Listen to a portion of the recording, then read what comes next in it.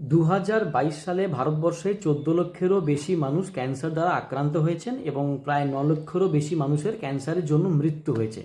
এবং ভারতবর্ষে যে ক্যান্সারগুলি একদম উপরের দিকে থাকে তার মধ্যে মুখগহ্বর বা এই মুখ, জিভ, মাড়ি এইরকম বা গলা এইরকম জাতীয় ক্যান্সার কিন্তু একদম উপরের সারিতে থাকে এবং এই ক্যান্সার পুরুষ এবং স্ত্রী নির্বিশেষে যে কারুর হতে পারে। এই যে তথ্যগুলো বললাম এগুলো কিন্তু আপনারা চট করে গেলেই মোবাইলে বা কম্পিউটারে বা কোনো পেপারে কিন্তু আপনারা প্রায়ই দেখতে পান এবং হয়তো অনেকের এগুলো জানাও আছে। কিন্তু এগুলো নিয়ে নতুন করে কেন কথা বলছি এই কারণে, এত কিছু জানা বোঝা সত্ত্বেও প্রত্যেক দিন প্রতিনিয়ত আমাদেরকে ইনফ্লুয়েন্স করা হচ্ছে যেন আমরা তামাক বা গুটখা জাতীয় দ্রব্যের সেবন করি এবং আমাদের যেন ক্যান্সার হওয়ার চান্সটা বেড়ে যায়। কিভাবে বলুন তো? টিভির পর্দায় বা রাস্তায় বড় বড় হোর্ডিং বা ব্যানার দেখবেন যেখানে ভারতবর্ষের তথাকথিত সুপারস্টার বা মেগাস্টার বড় বড় অভিনেতারা একটা পান মশলার অ্যাড করছে। কিন্তু একবার ভালো করে ঠান্ডা মাথায় ভাববেন, এই পান মশলার অ্যাডটা কি আদতে সত্যি পান মশলার অ্যাড, নাকি এর পিছনে একটা কোনো গুটখাকে প্রমোট করা হচ্ছে?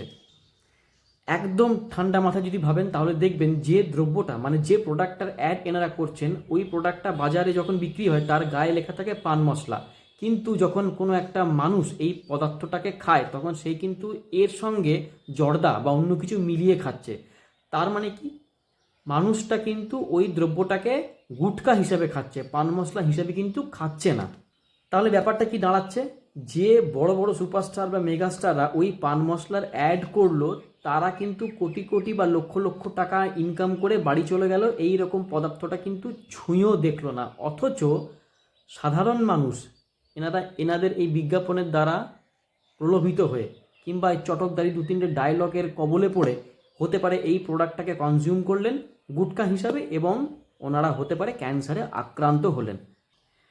এবারে মজার বিষয়, যে অভিনেতা বা মেগাস্টার সুপারস্টার এই প্রোডাক্টটার অ্যাড করলেন ওনারা তো পান মশলার অ্যাড করলেন, কিন্তু মানুষ গ্রহণ করলো গুটখা হিসাবে।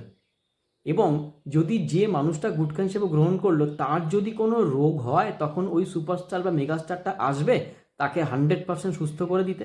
বা যে পরিমাণে আর্থিক খরচা পরিবারটাকে বহন করতে হবে ক্যান্সারের চিকিৎসার জন্য ওই সুপারস্টার বা মেগাস্টারটা এসে সেই খরচা দেবে? কিচ্ছু দেবে না।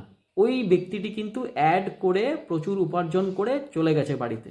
উনি এই সমস্ত দ্রব্য খাওয়া তো দূরের কথা, ছুঁয়েও দেখবেন না। ওই তাদেরকে একবার বলবেন যে আপনি যে অ্যাড করছেন আপনি এই দ্রব্যটা খান তো, তারা কিন্তু কোনো দিন খাবে না। তাহলে আপনি কেন খাচ্ছেন? যে মানুষটি আপনাকে খেতে বলছে আগে দেখুন, ভালো করে চোখ বড় বড় করে দেখুন সেই মানুষটা খাচ্ছে কিনা, নাকি আপনাকে খেতে বলে সে ভালো খাবার খাচ্ছে। যেটা বললাম এটাই হচ্ছে, আপনাকে খেতে বলে ওই প্রোডাক্টটার একটা অ্যাড করে সে নিজে কিন্তু সেটা খাচ্ছে না, খাচ্ছে সাধারণ মানুষ। এবং ক্যান্সারের মতো মারণ রোগের কবলে পড়ছে সাধারণ মানুষ, লক্ষ লক্ষ টাকা ব্যয় হচ্ছে, অথবা অনেক সময় মানুষটাকে প্রাণেও বাঁচানো যাচ্ছে না। তাহলে এরকম বিজ্ঞাপনের চটকদারিতায় কেন পা দিচ্ছেন? কী জন্য গুটখা সেবন করছেন? গুটখা খেলে মুখগহ্বরে ক্যান্সার হওয়ার চান্স বহু গুণে বেড়ে যায়, কয়েক গুণ বেড়ে যায়, কয়েকশো গুণ বেড়ে যেতে পারে। তাহলে কেন খাচ্ছেন গুটখা? বা আরও বেটার মানে সিম্পল করে বলতে চাইলে এরকম বিজ্ঞাপনের ফাঁদে পা দেবেন না। গুটখা বা তামাক জাতীয় দ্রব্য খাওয়া থেকে একদম বিরত থাকুন। যারা এরকম অ্যাড করছে ওই রকম অ্যাডগুলো তারা করে কিন্তু পয়সা কামিয়ে চলে যাচ্ছে, ভুগছে সাধারণ মানুষ এবং ভারতবর্ষে ক্যান্সারের সংখ্যা হু হু করে বাড়ছে। তাই এই রকম বিজ্ঞাপন থেকে সামলে থাকুন, সাবধানে থাকুন, গুটখা খাবেন না। এই রকম বিজ্ঞাপনগুলোকে জাস্ট অ্যাভয়েড করে চলুন। আপনি তো বিজ্ঞাপন করা বন্ধ করাতে পারবেন না, বিজ্ঞাপন এনারা করবেনই, কারণ এনারা কিন্তু অদ্ভুত মার্কেট স্ট্র্যাটেজি নিয়ে বিজ্ঞাপন করছেন। এনারা কিন্তু করছেন পান মশলা নামে, কিন্তু সাধারণ মানুষ খাচ্ছে গুটখা নামে।